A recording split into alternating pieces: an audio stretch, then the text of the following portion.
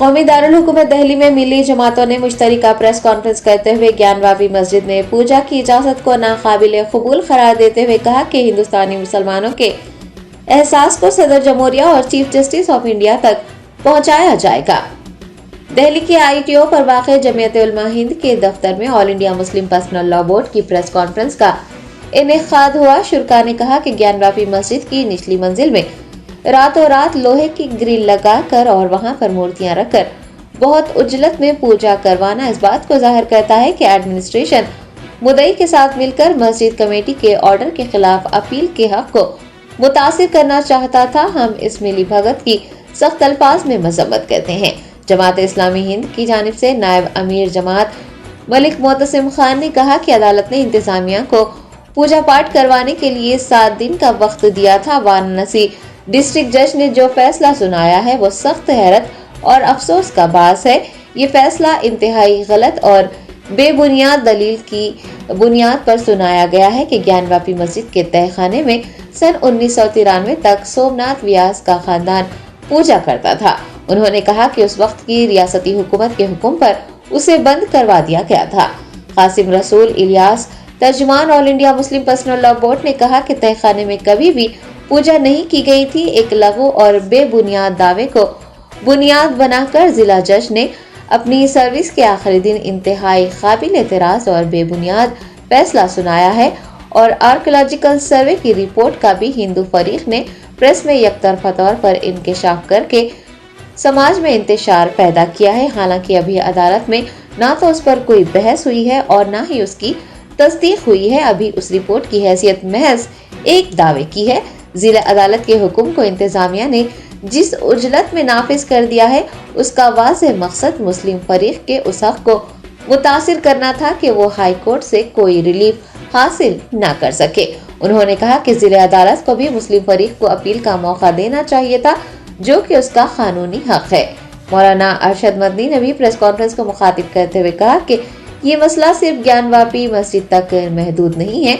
جس طرح متھرا کی شاہی عیدگاہ دہلی کی سنہری وہ دیگر مساجد اور ملک کے طول و عرض میں متعدد مساجد اور وقف کی جائیدادوں پر مسلسل بے بنیاد دعوے کیے جا رہے ہیں۔ مزید برآں اپنے فیصلے میں اس قانون کو ملک کے سیکولر ڈھانچے کے لیے ضروری قرار دینے اور اس کی پاسداری کی واضح ہدایت دینے کے باوجود عدالت عظمیٰ عبادت گاہوں سے متعلق سن 1991 کے قانون پر مسلسل خاموشی اختیار کیے ہوئے ہیں۔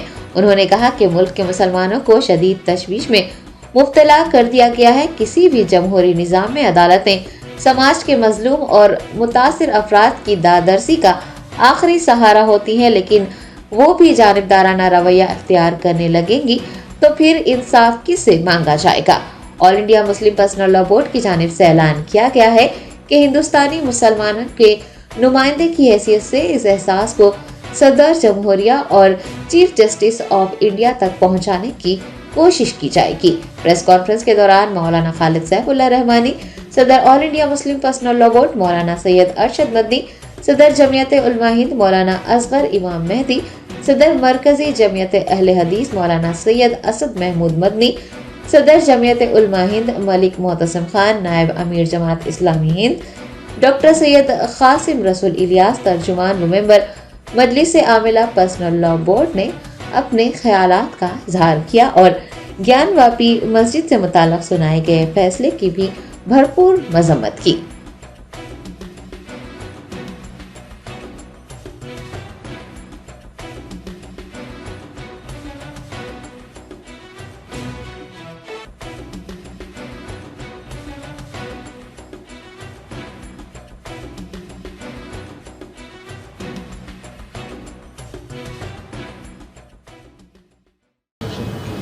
یہ فیصلہ کورٹ نے دے دیا، سپریم کورٹ میں، یہ دلیل تھی، سروے ہوا تھا، سروے سے ثابت ہوا کہ یہاں کوئی دوسری عمارت نہیں تھی۔ لیکن ایک دوسرا فیصلہ کہ ہم یہ مسجد اکھاڑے کو دیتے ہیں، اس کی کوئی دلیل، کوئی ثبوت، کوئی شواہد نہیں ہے۔ سپریم کورٹ کے اس فیصلے نے، آپ خود دنیا کو دیکھیں، ملک کو دیکھیں، اس فیصلے نے کہ ہم عقیدت کی بنیاد پر اس مسجد کو توڑوا کر کے ہم اکھاڑے کو دیتے ہیں، اس نے جو راستہ دکھلایا ہے، اس راستے دکھلانے کے بعد پھوٹ پڑے ہیں مسائل کہ اس مسجد کو بھی لو، اس مسجد کو بھی لو، اس مسجد کو بھی لو، اس کے اوپر بھی۔ اس کا مطلب ہے کہ قانون کے راستے کے اوپر چلنا جو کورٹ کا امتیاز تھا، صرف بابری مسجد کے فیصلے نے راستہ دکھلایا کہ نہیں، ان تمام قوانین اور قواعد کی لائبریریوں کو، ان کی کتابوں کو آگ لگاؤ، کوئی چیز نہیں ہے۔ فیصلے مذہب کے اندر جو بھی ہوں گے وہ عقیدے کی بنیاد کے اوپر ہوں گے، عقیدت مندی کی بنیاد پر ہوں گے، تو ملک کیسے چلے گا؟